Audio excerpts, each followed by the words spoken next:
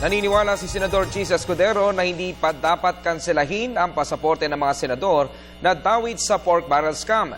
Samantala, inihayag ng senador na posibleng sa susunod na taon pa maipasa ang Freedom of Information o FOI Bill.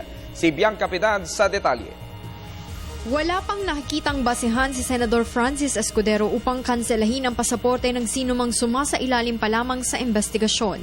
Inihayag ito ni Escudero matapos lumabas ang panukala na kanselahin ang passport ng tatlong idinadawit na senador sa pork barrel scam na sina Senate Minority Leader Juan Ponce Enrile, Senador Jinggoy Estrada at Senador Bong Revilla. Ngunit kung wala pa naman aniyang kasong isinasampa sa husgado, umunong basihan para kanselahin ang pasaporte ni numan.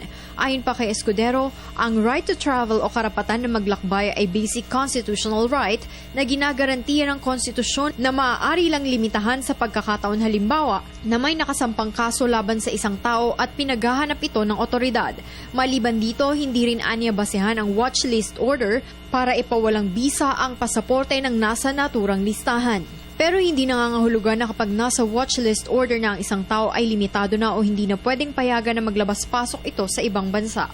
Samantala dahil sa marami pang mahalagang isyu ang nakabinbin ngayong pag-usapan ng Senado, hindi na natuloy ang interpelasyon ng Freedom of Information Bill bago nag-adjourn ang sesyon noong Miyerkules. Aminado si Escudero na pagbalik ng sesyon sa November 18, tututukan na ng Senado ang deliberasyon sa 2014 national budget, kaya baka pasingit-singit na lang aniya ang FOI bill. Subalit asaan aniya na maipapasa ito sa susunod na taon sa parte ng mataas na kapulungan.